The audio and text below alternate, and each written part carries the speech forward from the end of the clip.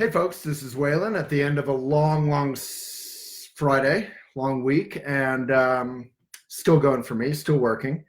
I wanted, however, to reflect on one of the biggest days in the Buddhist year, the Buddhist calendar, one of the biggest days in your year, one of the biggest days in the year of all sentient beings on this planet, one of the biggest days in the Swedish tradition, and that, of course, is summer solstice, Midsummer's Day. So happy Midsummer's Day to everyone here. Midsummer's Day is, of course, the longest day of the year. Here it was very rainy and actually not sunny and kind of dark and cold, and everyone's wearing sweaters and jackets today, but it's still a delightful day. It's unconditional, and that's kind of what I wanted to talk about. From the Buddhist point of view, the summer solstice is a wonderful reminder, as is the winter solstice, of the sun in our lives. So even if it's rainy, even if it's cloudy outside, even if we're neurotic, even if we're brokenhearted, even if we're miserable, even if we're angry, even if we're burned out, whatever is happening inside or outside, the sun is there, right? The sun is there behind the clouds unconditionally.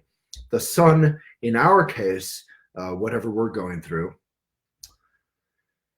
like right now, my shoulders are stuck in my ears. I'm a little burned out.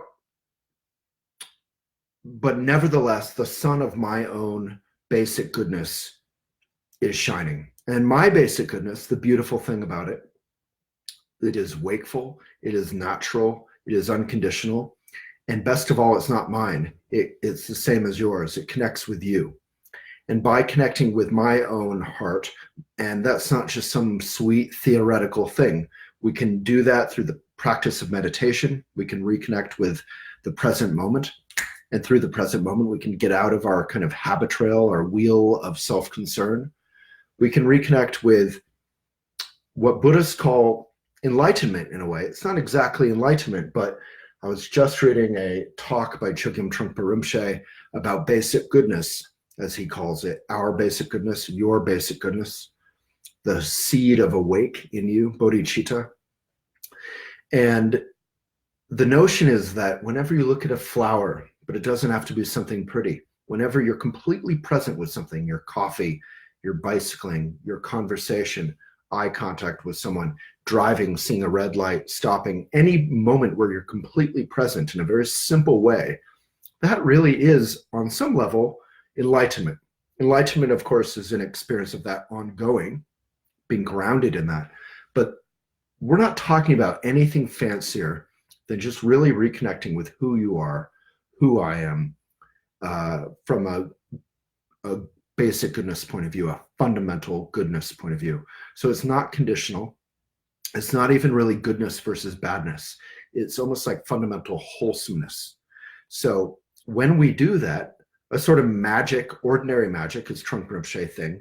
Trungpa Rinpoche called it. You can tell I'm burned out today. A kind of ordinary magical thing begins to occur, which he called auspicious coincidence. So when you're completely present, when I'm completely present, or at least present generally on an ongoing level, things start just coming together. Synchronicity just starts happening. Body, speech, mind are all synchronized, and things just start like the wheels in a watch, right? The little gears. Everything starts clicking. Everything starts flowing. And that's not because you're in touch with some cosmic master. Perhaps you are, but it's more just like a farmer planting a seed, caring for it, watering it, making sure it gets enough sun, working with nature instead of trying to conquer it.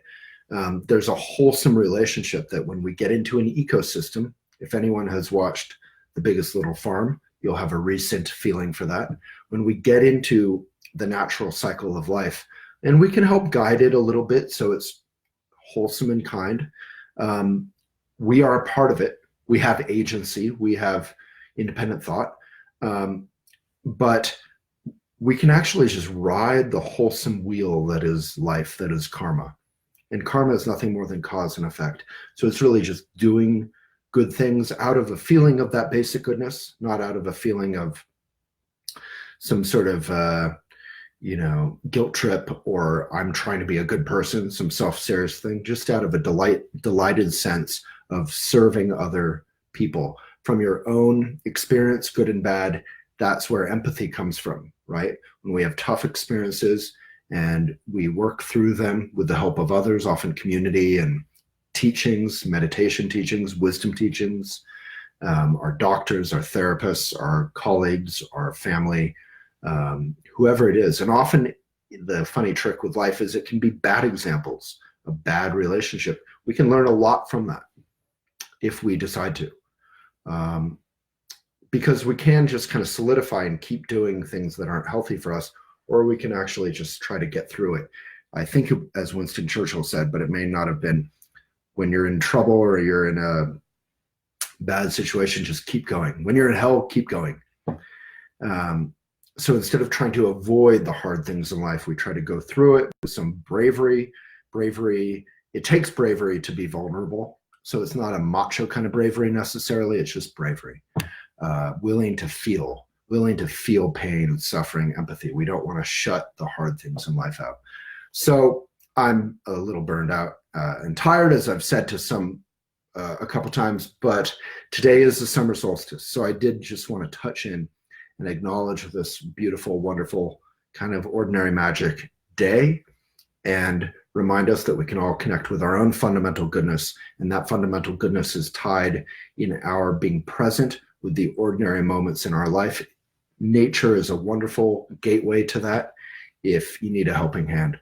So thank you so much. Happy summer solstice, happy Midsummer's Day, and cheerful basic goodness.